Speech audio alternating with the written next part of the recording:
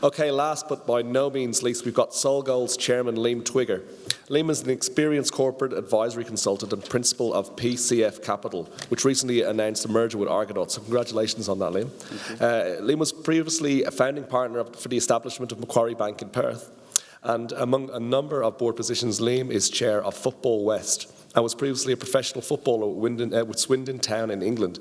And if you guys are any good at Googling, jump on. You'll see a great video of, I think it's a 16-year-old Liam Twigger doing an interview on Google. So I think it was back in 1980 or something like that. So I had a chuckle when I watched that on the other night. So yeah, excellent. So please welcome Liam. Thank you. Thanks, Paul. I was chair of Football West. It's now Sharif Andreas with BDO, but thanks for the reference to Swindon Town. With that video, I remember I was 16, I was playing for Swindon Town and I was in the change rooms and the TV crews had turned up and the manager had in fact been sacked. You know, it was Bobby Smith and managers are always in the process of getting sacked, and they'd set themselves up on the pitch and he wouldn't come out the change rooms. He refused to be interrogated, so they thought, well, we're set up here, we've got to get something on the news. Oh, there's that bloody Australian. We'll pull him out and he can go on. And that was my first and last interview and one of my best performances because it was all downhill after that. No, not at all. So thank you. It's a pleasure to be here. I've been coming to Diggers for 27 years. Always on, I guess, this side of the lectern, on your side, being a member of the audience. And never in my wildest dreams did I think that I'd be up here.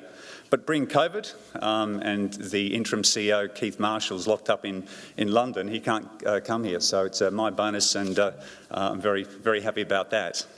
I guess I've got a video about block caving, so anyone that's, you should probably hang around. I guess the block caving's been spoken about over this conference, and I think Eddie Hagel mentioned it this morning about on the nickel side. So there's a 2-minute video about halfway through the presentation that's worth having a look at for anyone that wants to know what a block cave is and what the mining process is. So thank you. And thanks to Diggers, congratulations on their 30th anniversary. As I said, I've been here to 27. And thank you also for giving Solgold the opportunity. This presentation is also about Solgold's journey and transition from junior to an emerging producer with a 1 billion market cap, and the importance of staying on top of your ESG commitments. And I'll sort of refer to that as I go through. A cautionary notice. The Solgold opportunity. Well, our main project's in Ecuador, and it's Alpala, and it's one of the most significant copper-gold discoveries in the last 10 years. It's well-defined, a very large gold-copper porphyry, and has 9.9 million tonnes of copper, nearly 22 million ounces of gold, and 90 million ounces of silver. We've got large direct investments from BHP and Newcrest, and from Franco, which speaks to the quality of the projects and the jurisdiction. We are the largest tenement holder in Ecuador. We're one of the first movers there. I guess the markets tended to focus on Chile and Peru. The ore bodies there were exposed. They just didn't have the jungle that Ecuador has. The trends continue through Ecuador, but the geologists had to work a lot harder. Rather than tripping over them in Chile, you've actually had to look through the foliage in Ecuador. And we were there first. We've got their IP, and we've got a series of fabulous projects. It's underexplored and presents a fabulous opportunity for Solgold. And of all things, I mean, you can have a great project, you can have a great management team, but there's nothing like getting your timing right. And, you know, looking at Samfire's presentation, what Carl had to say about the market, copper is moving into a massive bull phase. There is such a shortage of copper projects coming on stream. And with this EV move, we've seen a lot of people talking about the impact for nickel, and the nickel price, you know, is going to go up. Well, you know, the standard motor vehicle today has about 8 kilos of copper. An electric vehicle has 80 kilos of copper. So the uptick, and there just isn't enough production. So we're in, you know, timing is everything, and I think Solgold's timing is now, so it's fabulous. In terms of an overview on Ecuador, I've got a map later on in the presentation, but there's a population of 18 million. The currency is US dollars. It is highly prospective. In terms of how you get to Ecuador or to Quito, you fly from Perth to Sydney, Sydney to Santiago, and then fly up to Quito. It's about just over a day to get there. You'd be familiar with the Galapagos Islands. They're under the jurisdiction of the Ecuadorian government and are in the Pacific Ocean. And one other interesting fact is that they have a mountain there called, well, it's an extinct volcano called Chimborazo, and it's 6 kilometres up. But it is, in fact, closer to space than Mount Everest. And you think, well, how could that be? I mean, it's actually 2 kilometres closer to space than Mount Everest. And why is that? Well, it's because it's the bulge of the Earth around the equator. It sort of pushes the land masses out. So you're actually closer to space if you're on top of Chimborazo than you are in Mount Everest. In terms of Ecuador, they've had a change in government. They've got a new president, Lasso. He was voted in April and he has a 4-year term and he's very pro-mining. He's centre-right. We've met with him in Ecuador and he's hopeful that we will get into production during his 4-year term, which is very optimistic and very bullish. There's been an increase in exploration spending, as you can see on that chart, with a big uptick between 2018 and 2020. But most importantly, you can see the big names there. You can see BHP, Newcrest, Fortescue and Hancock and First Quantum. So the big players are in town and looking for opportunities, but luckily Solgold's got the best positions.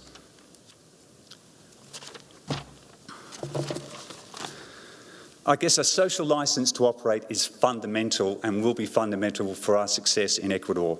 ESG dominates the mining space at the moment, and those companies that can demonstrate and offer a sustainable mining operation which looks after the environment, the community and has good governance will have access to more capital and cheaper capital. And Larry Fink, the head of BlackRock, said as much recently with his address.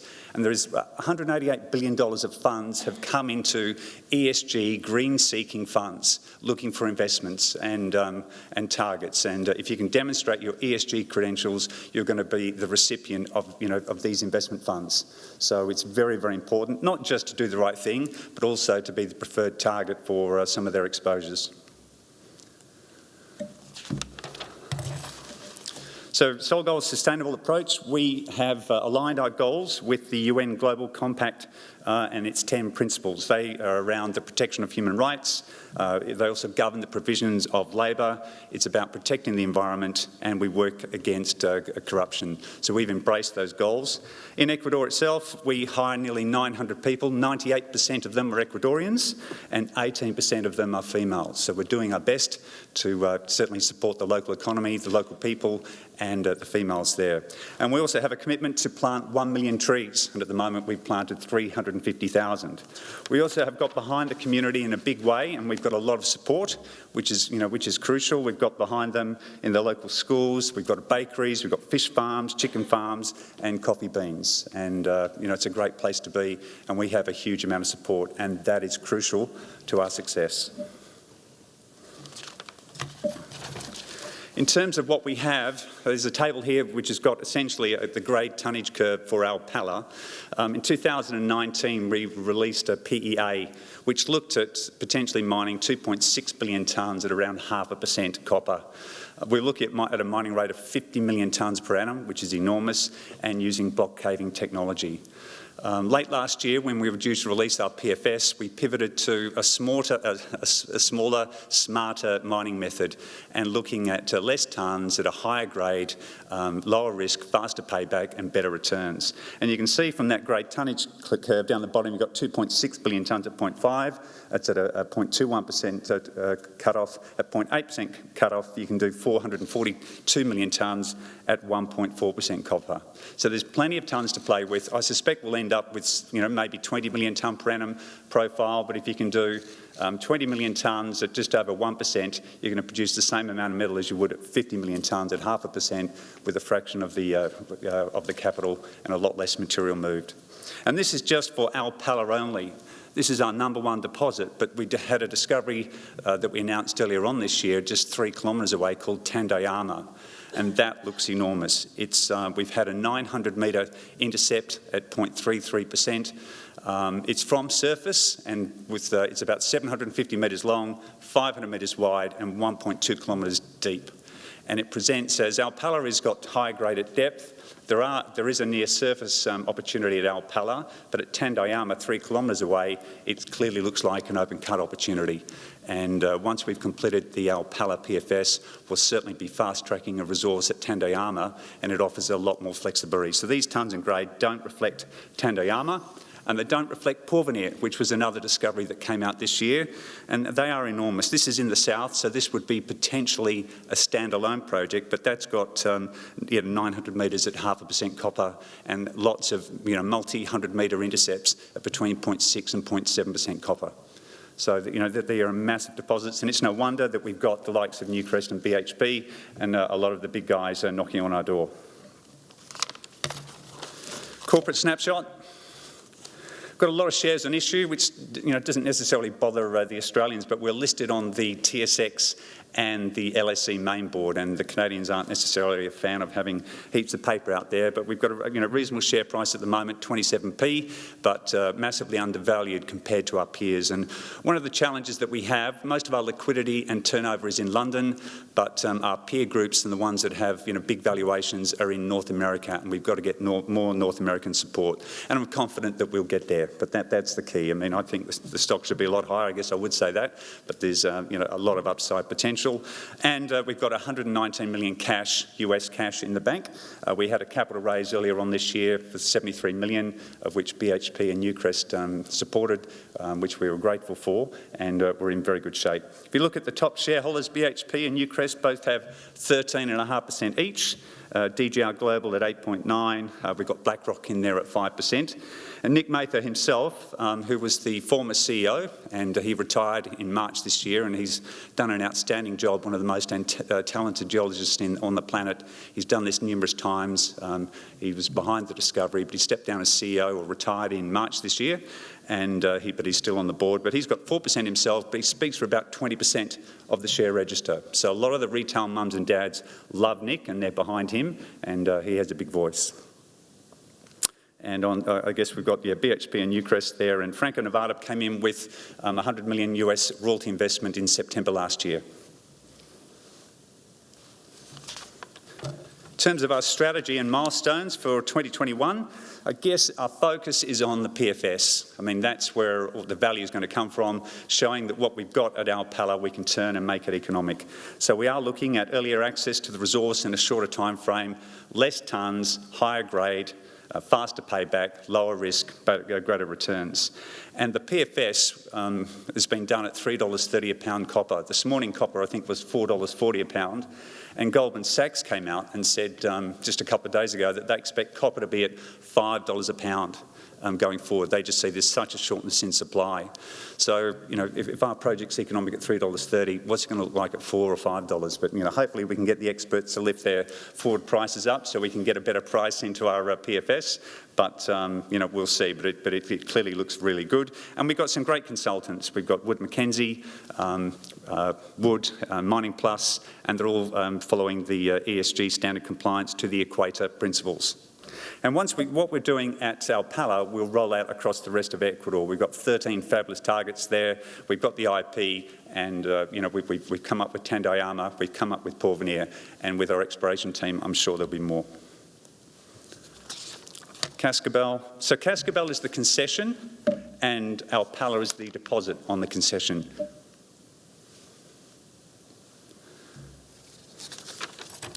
Here's a map. This is, we're about 3 hours north from the capital in Quito.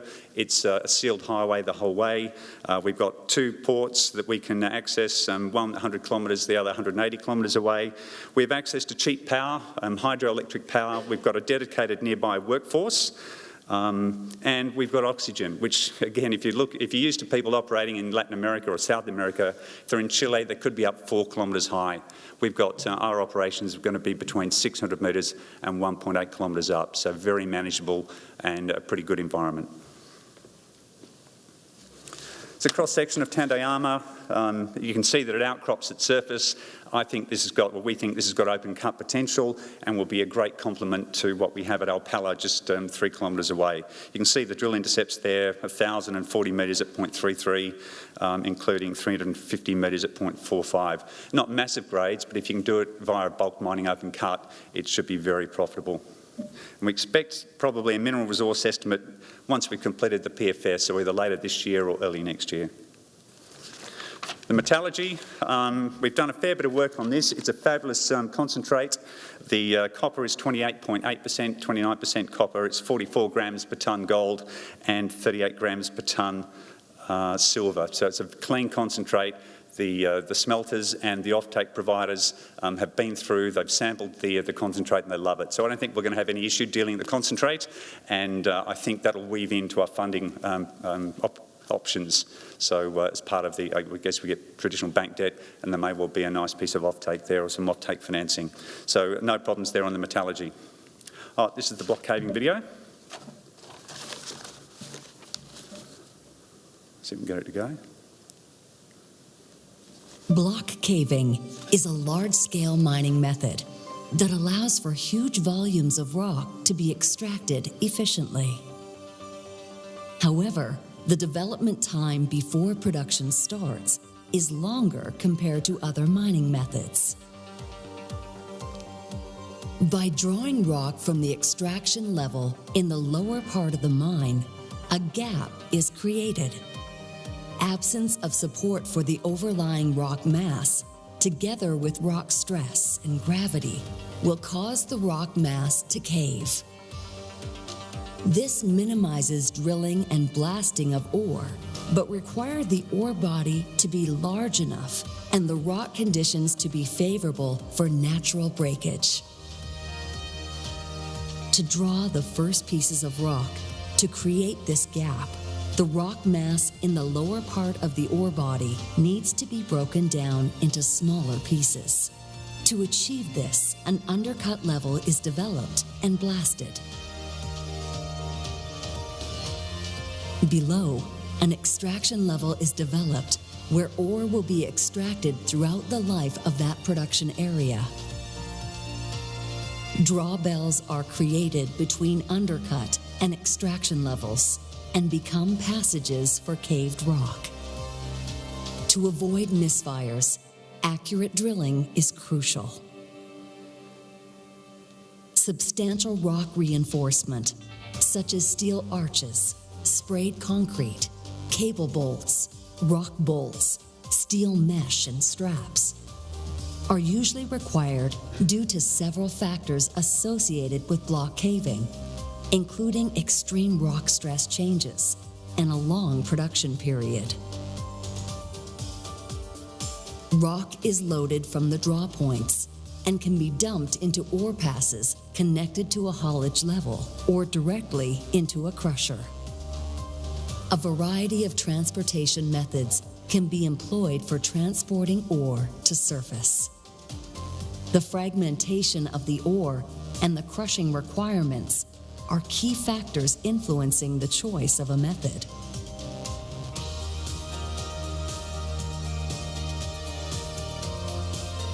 The extraction of ore will sooner or later cause the surrounding rock to cave, resulting in subsidence on the surface. Provided the rock breaks successfully and the ore can be extracted evenly at desired draw points, block caving is a high productivity method with low operating cost that allows a high degree of mechanization and capability of automation. There we go. So if you have any questions on that, let me know and I'll get back to you. But that's from Atlas Copco, and I think it was the American answer to Siri with the narration. But moving on. We have an experienced and invested board, and I guess this is where I wanted to talk a little bit about this transition, the journey that we've been on. This time last year, we had a board spill notice served on us by a strategic investor, and it just reflects some frustrations. We've gone from a market cap of 40 mil to a market cap of over $1 billion, and you've got to make sure your systems and processes stay up to date and that you're on top of your ESG. And there are increasing expectations as you move up. So you get up to $1 billion, you have a different class of investor, and they exert more influence, and you've got to move with it. And the benefits of being on top of ESG are substantial, but it's that transition that a lot of juniors sort of struggle with. So we moved quickly. I went from being a non-executive director to the independent chair. Having an independent chair is a key thing, certainly in UK corporate governance. We also needed to have a majority of independent directors, so we had to move quickly and employ and hire 4 new directors. And we did a great job. We got Keith Marshall. He's ex-Rio Tinto. He was formerly president and CEO of Oyu Tolgoi, and has a lot of experience in block caving, and he's our interim CEO at the moment and doing a fabulous job looking after the PFS. Kevin O'Kane joined us. He's a mining engineer, ex-BHP. He's based in Vancouver and has a huge amount of value. In London, we appointed Elodie Grant-Goody. She's our senior lead independent director and an ESG expert, and is doing a great job for us there. And then we wanted a local champion in Ecuador. We've got an in-country president. He's not Ecuadorian. We just thought it was really important to have someone to fly the flag for us that was a local. And we had Maria Amparo join us. And she's an environmental lawyer and also does a lot of work on sustainable development. So getting those 4 to come in, plus myself being independent, turned the board from being non-independent majority to an independent majority. We also then had to reconstitute our committees and subcommittees. We had an internal board performance evaluation done, and more recently we've had an external third-party board evaluation done, just to tighten up and to improve our overall performance, and that's going well. And then finally we've looked at implementing a strategic plan, and I heard Carl talk about the importance of a strategic plan just before me, and it is, I mean, we've got to have a vision and a focus like a laser beam. And although everyone might have a view of how we're going to go forward with the PFS, we need to document it, and we need the strategic plan. And we had a look around, and we hired Churchill Group, and we've got David Lynch up the front. He's doing a fabulous job for us, and I understand he's done work for Carl. So it's a big plug, but it's such a tough job when you've got a diverse group of people bringing that all together, tightening it up, facilitating. They're not telling us what the plan is, but they're facilitating. And I think it's going to unify us and get us that real sense of purpose and direction. So that's a fabulous thing. And the thing I'm probably most proud of is that we've done this over the last 12 months and we've had to do it via Zoom. Half the board hasn't met the other half of the board because we haven't been able to. So these, transitioning out, we've had a retiring of the CEO, we've got an appointment of an interim CEO, we've got these new people coming in, and, we haven't had a face-to-face meeting. So, it's a shout-out and credit to the board and to the management of Solgold. I'm very grateful for their hard work and persistence under very difficult circumstances. And I think we've all battled with COVID, but when you've got an operation and we've got directors in literally the 4 corners of the globe, I think it's a superhuman effort. So, I'm very happy that we're making forward and making good progress, and the market's sort of warming to that, but hasn't been without its challenges. Copper price, I won't dwell on this. I mean, look, the outlook looks fantastic. We've got some stats there from Wood Mackenzie, and essentially it's saying current demand is around 21 million tonnes per annum of copper. And with the move towards the electrification of the world, the removal of fossil fuels, the focus on electric vehicles, there's going to be a 6.5 million tonne per annum shortfall in copper by 2030. So that's like 30%. We need to replace 30% of copper production, or increase production by 30%, and at the same time mines are dropping off. There's been one discovery in the last 5 years. So again, timing is everything. And here's the cars there. You can see, around 18 pounds, which is about 8 kilos in a standard car, with 183 pounds, or about 83 kilos, in an EV vehicle for copper. So the outlook for copper is absolutely sensational, and potentially matches nickel. So Alpala is a top copper discovery, and certainly in the past decade you've got us there number 2, but we're independent. The one to our left is Onto, which is owned, it's in Indonesia and owned by Vale, but we are independent in terms of, we've got some major shareholders, but we still qualify ourselves as an independent, and we'll finance ourselves independently. This is a chart which shows the drop-off in discoveries. The bar chart is the number of discoveries of a million tonnes of contained copper. So you can see in the last 5 years there's just been one. That's just one. The last 5 years, one discovery of a million tonnes. And in the 5 years from 2010 to 2015, there were 15 discoveries of 80 million tonnes. But it's on this declining trend line. So it's just incredible that there hasn't been more exploration success, which is sort of falling into the hands of Solgold. But it is disappointing. But it is amazing that there haven't been more discoveries, and that creates the opportunity. Our regional program, we've got a great portfolio of projects. Our priority targets are Porvenir, that's in the south, Rio Amarillo in the north, and Chirug, Cisne and Blanca. And there we've got drilling underway with a number of those, but we've also got an extensive portfolio of projects that we'd be happy to look at a joint venture. So if anyone wants to get a toehold in Ecuador, we'd be happy to talk, and we could sell or joint venture some of the other properties. We just can't be everywhere, but we think we've got the potential with our current projects to have 12 Alpalas, and that's going to keep us busy for a very long time. That's a cross-section of Porvenir. Outcrops near surface, fabulous intercepts there, 900 metres at 0.53, and there's a lot of 100-metre holes at 0.6, 0.7%. So I'm pretty confident that'll be a project in its own right. It's in the south, but it's very early days. And drilling program, we've got certainly other targets and a very good news flow. So we've got good news flow from Alpala coming up with the PFS. We've got more work on Tandema, which is the 3 kilometres just away from Alpala, Porvenir in the south, and plenty of other targets. So, ladies and gentlemen, I guess in conclusion, Alpala is a world-class project, and it's been the best discovery in the last 10 years. It's been endorsed by leading corporate and institutional stakeholders. We've got a highly prospective pipeline of projects with huge exploration upside, but most importantly, it's perfectly placed to take advantage of a robust long-term copper demand. So, ladies and gentlemen, thank you very much for listening to me.